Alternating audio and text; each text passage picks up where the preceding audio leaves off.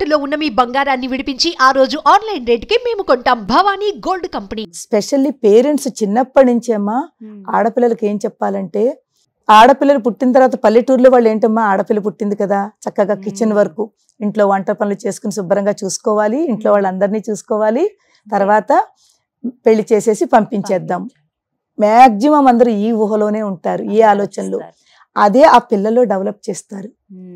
అమ్మ నువ్వు ఆడపిల్లవు కదమ్మా, ఎందుకు బయటకు వెళ్తావు, నువ్వు ఈ పనులు చెయ్యి, టీ పెట్టు, కాఫీ పెట్టు, ఇంట్లో వంట వండు, ఇంకా కొన్నేళ్ల తర్వాత మళ్ళీ పెళ్లి చేసుకుని అత్తారింటికి వెళ్ళిపోతావు.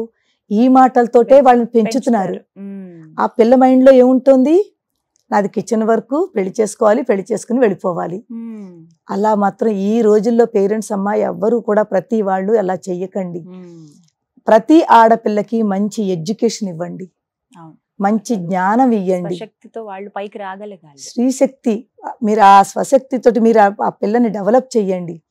పెళ్ళి, ఇల్లు, కిచెను ఇవన్నీ కాకుండా అమ్మా నువ్వు బాగా చదువుకో, మంచి జ్ఞానవంతురాలవు, నీ కాళ్ళ మీద నువ్వు నిలబడు, వెనకాల మేము ఉన్నాము, నీ వెనకాల మేము సపోర్ట్గా ఉంటాము, కానీ నువ్వు ముందుకు, నీ అంతటా నువ్వు ముందుకు వెళ్ళు అని అలాగ కనుక వాళ్ళని డెవలప్ చేశారంటే పిల్లల్లో చాలా చేంజెస్ వస్తాయమ్మా.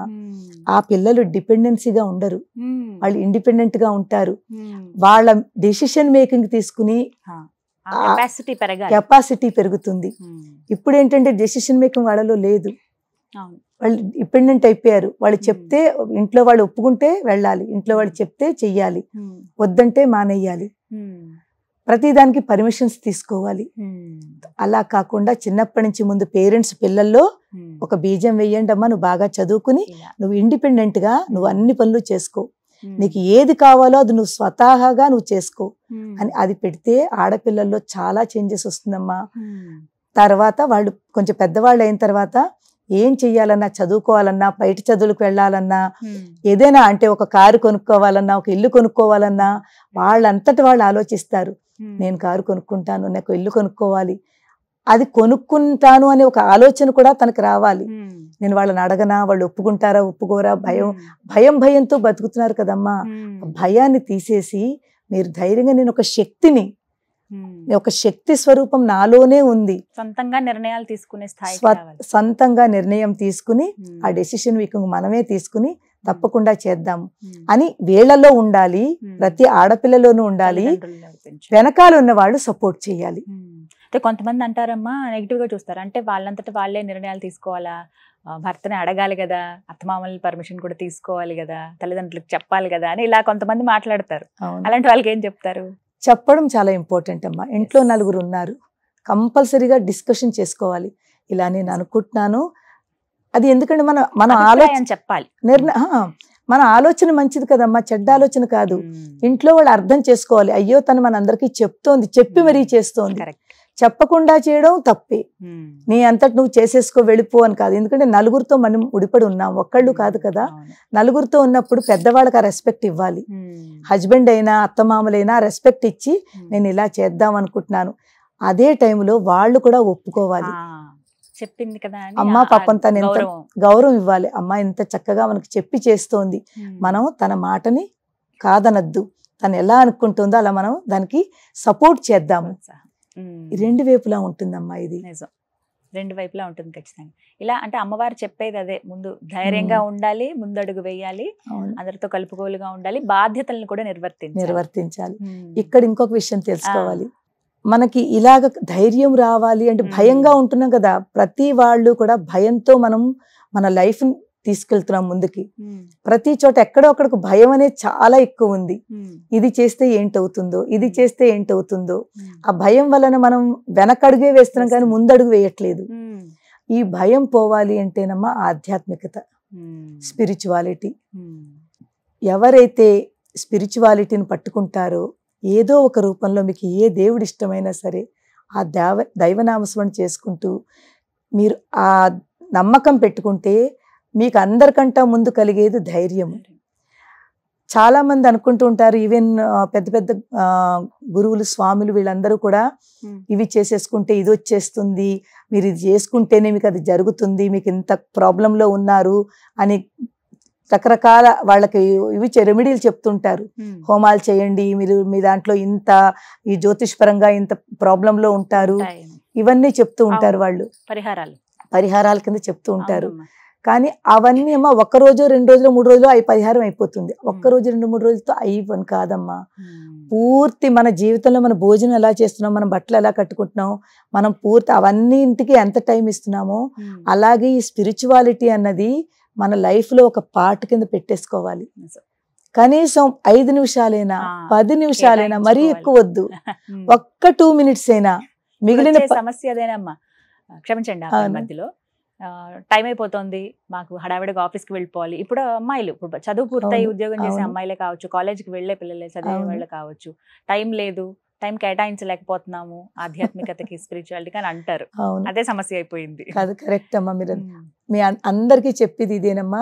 ఎంత పనులున్నా మనం ఏంటంటే ప్రయారిటీ అంతా మన ఆఫీసులు, జాబులు, బయట వాటికి ఇస్తున్నాము. అందులో కాస్త ప్రయారిటీ మనం ఈ భగవంతుడికి ఇవ్వండి. మీరు ఏ దేవిని నమ్మితే, ఏ దేవుడిని నమ్మితే ఆ దేవుడికి 2 నిమిషాలు ఇవ్వండి. 2 నిమిషాలు కాకపోయినా 1 నిమిషమైనా ఇవ్వండి. భక్తితో అరే 1 నిమిషమైనా దేవుణ్ణి మొక్కుకుని దండం పెట్టుకుని ఏదో ఒక స్తుతి చేసుకుని ఇంటి నుంచి బయట వెళ్ళండి. కొన్నాళ్లలో మీకు ఆ డిఫరెన్స్ కనిపిస్తుంది. ఏంటంటే ఇప్పుడు ఈ మనం ఏదైతే మనకి కొన్ని అనుకుంటే ఇంత చేసినా కూడా నాకు ఎందుకే ఇలా జరుగుతోంది అనుకుంటూ ఉంటారు సమస్యలు. ఆ సమస్యలు పరిష్కారం కావాలి అంటే మన లోపల ఉన్న ఈ ఆసురి లక్షణం, భయము, క్రోధము ఏవైతే ఉన్నావో అవి తగ్గించుకోవాలంటే స్పిరిచువాలిటీ, ఒక దైవత్వాన్ని పట్టుకుంటే మనలో ఒక ధైర్యం తీసుకొస్తుంది. ధైర్యే సాహసే లక్ష్మి. ఎప్పుడైతే ధైర్యం వచ్చిందో ఆ ధైర్యంతో మీరు ఎలాంటి సమస్యలు ఉన్నా కూడా సమస్యలకి మనం సెకండరీ పెడతాము. ఈ ధైర్యంతో పర్వాలేదు, ఇవాళ వచ్చింది కదా సమస్య, రేపు తగ్గుతుంది అని ఒక లోపల నుంచి ఒక మంచి దృఢత్వం పెరుగుతుంది. ఒక ఎనర్జీ మనకి ఫీల్ అవుతుంది. కష్టాల్లో ఉన్నా కూడా ఆ కష్టం కింద కనిపించదు. దానికి ఎదుర్కొనే మనకి పరిష్కారం మనమే వెతుక్కుంటాము. ఆ సమస్యకు పరిష్కారం ఇక్కడి నుంచే వస్తుంది. ఎప్పుడు వస్తుంది? ధైర్యం ఉన్నప్పుడు. ఆ ధైర్యం రావాలి అంటే స్పిరిచువాలిటీ ఉండాలి.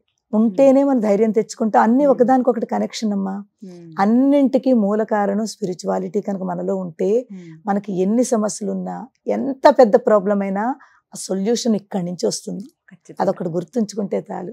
ఒక్క 5 నిమిషాలు భగవంతుడికి, కనీసం 5 నిమిషాలు 2 minutes అయినా ఇస్తే మీకు కొన్నాళ్లలోనే మార్పు వస్తుంది. ఇవాళే ఒక ఎగ్జాంపుల్, ఇవాళే నాకు ఇక్కడికి వచ్చే ముందు ఒక ½ an hour ముందు ఒక లైవ్ మీకు ఎగ్జాంపుల్ చెప్తాను.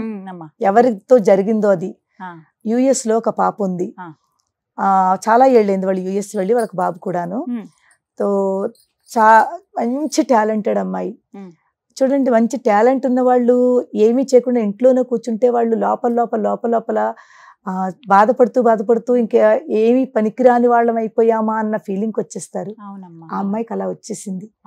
అంటే అయ్యో ఇంత చదువుకుని ఏమి చేయలేకపోతున్నానా, ఏమిటి అనుకుని ఒక బాధపడిపోతూ అలాగా కనెక్ట్ అయింది లలితా పరివార్ తోటి. Recently weekend classes, Saturday Sunday classes తను జాయిన్ అయ్యి లలితా శాస్త్రం కంప్లీట్ చేసింది. మధ్యలో నేను క్లాసెస్ తీసుకుంటున్నప్పుడు మోటివేట్ చేస్తూ ఉంటాను అందరికి. కంపల్సరీ కదమ్మా, ఓన్లీ చెప్పుకుంటూ వెళ్ళిపోవడం కాదు. మనం ఏదైతే చెప్తున్నామో దాంట్లో ఏ మెసేజ్ ఉంది, ఆ మెసేజ్ ని మనం ఎలా పట్టుకోవాలి, మన మీద ఎలా అప్లై చేయాలి, ఇవన్నీ చెప్తూ ఆ అమ్మాయి చాలా శ్రద్ధతో భక్తితో అది పట్టుకుంది. జస్ట్ ఒక 2 months లోపల, 2 months ఎక్కువ కూడా కాదు, ఇన్నేళ్ళ అక్కడ ఉంటూ తనకి జరగనిది ఈ 2 months అమ్మవారిని పట్టుకుని నేను ఎలా అయితే చెప్తున్నానో తను ఫాలో చేసి అప్లై చేసి, ఇదివరకు కూడా అమ్మాయిని చూశాను. ఒక రకమైన డిప్రెషన్ లో ఉండేది ఆ అమ్మాయి, కొంచెం వేరుగా కనిపించేది. ఇక్కడ జాయిన్ అయిన తర్వాత ఆ అమ్మాయిలో ఒక ధైర్యం వచ్చింది, ఒక శక్తి. తనే అంటుంది, నాకు తెలియదమ్మా ఎందుకో ఇదివరకు ఇప్పటికి నాలో నాకు చేంజెస్ కనిపిస్తున్నాయి అని. కనిపిస్తోంది. ఇవాళ మార్నింగ్ గుడ్ న్యూస్ చెప్తున్నానమ్మా అంది. చెప్పమ్మా అన్నాను. అమ్మా నాకు పార్ట్ టైం జాబ్ దొరికిందమ్మా అని. ఇన్నేళ్ళ ఎప్పుడే వాళ్ళ బాబుకి 6 ఏళ్ళు ఎంతో 5 ఏళ్ళు, దానికంటే ముందు ఎప్పుడో వెళ్ళారు వాళ్ళు. అంత టాలెంటెడ్ అమ్మాయి అక్కడికి వెళ్ళి ఎప్పటి నుంచి అప్లై చేస్తోంది కానీ నో రిప్లై. ఇప్పుడు తను ఆ అమ్మాయి ముఖంలో ఒక ఎంత కళ, ఎంత కాంతి అంటే చెప్పలేము. అమ్మ మీకే ముందు చెప్పాలని మీకమ్మ చెప్తున్నాను. ఇన్నాళ్ళై చేస్తున్నది దొరక్క ఇప్పుడు ఎప్పుడైతే మీతో కనెక్ట్ అయ్యానో, ఈ లలితా శాస్త్రం మీ ద్వారా నేర్చుకున్నానో, ఈ 2 నెలల్లోనే ఎంత అది కూడా చాలా మంచి చోట, అమ్మాయికి ఎలా కావాలో అలాంటిది.